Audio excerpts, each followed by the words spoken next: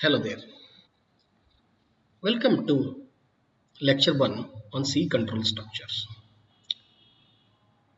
First of all, let us understand the meaning of what is a control structure. Before that, what is control? Now, control is nothing but the structures that help you to alter the flow of control based on a decision. A decision may be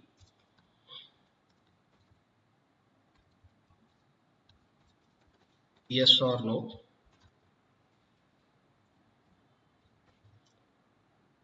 or maybe, which is nothing but decisive. The decision may be for repetitive,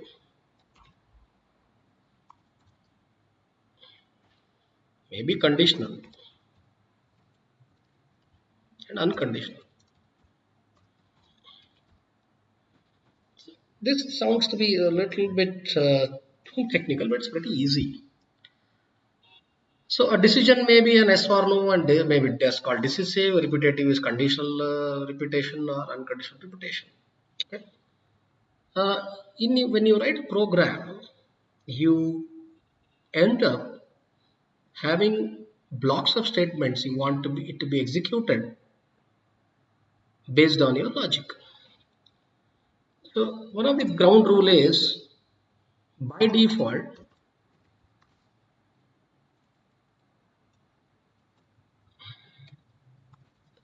the flow of control of a program is sequential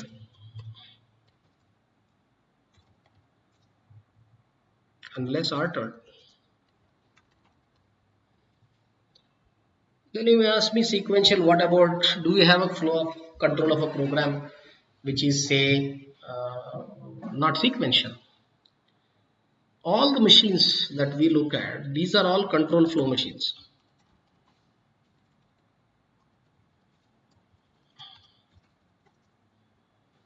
Which means that the data is guaranteed, if any, to be available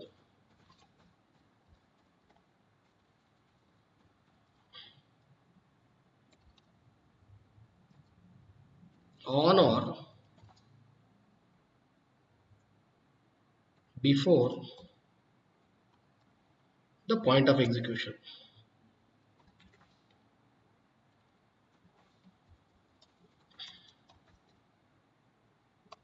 This is becoming too technical, but the chapter is easy. The explanation would be a little bit technical. Now there are some machines which are called data flow machines.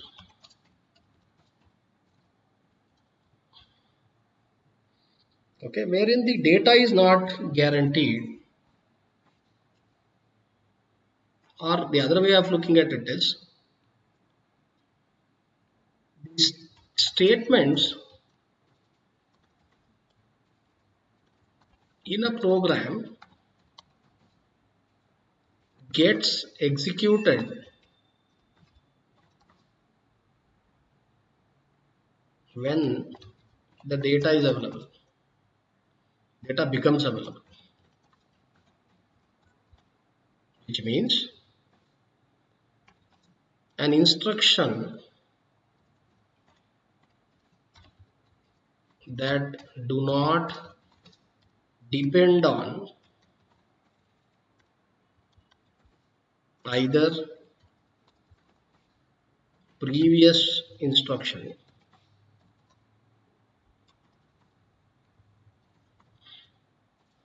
or data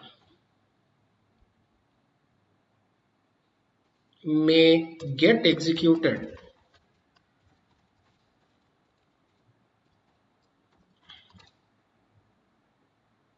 before its preceding instruction.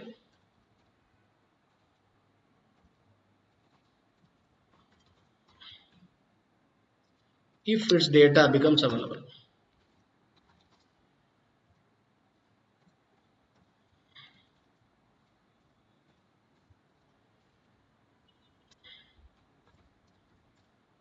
Sometimes we call the such properties also as data dependence, independence.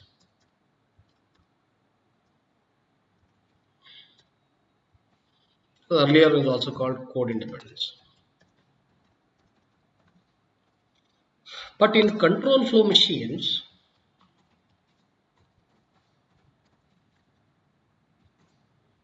the execution of instructions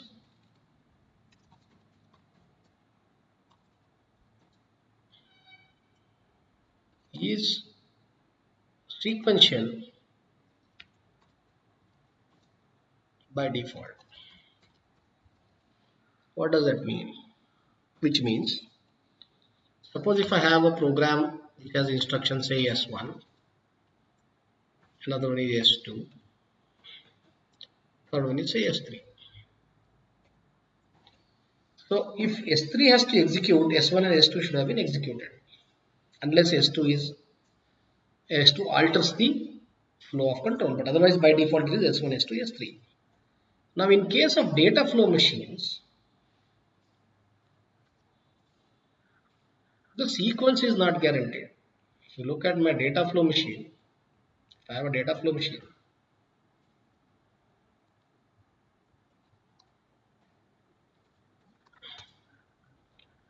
the execution sequential is not guaranteed.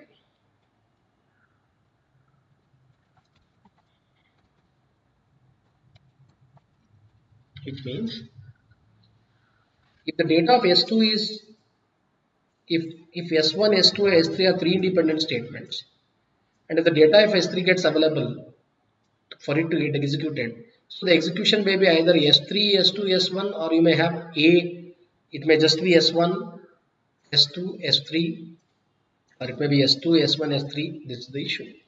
But in terms of control flow, it is S1, S2, S3. So if it is S1, you take a decision S3 to skip S3, it will skip S3, then continue with S4. So this is the meaning of the control flow and data flow. So all the programs that we actually execute in normal situations, if you look at all our machines that we look at, are typically control flow machines, and these data flow machines can also be called parallel machines, provided I have a parallel logic. Of course, the parallel logic can also be implemented using control flow machines by using threads and all the other issues. Okay, so this in a nutshell is a prerequisite for us to understand the C control structures. Rest in the subsequent lecture. Thank you very much.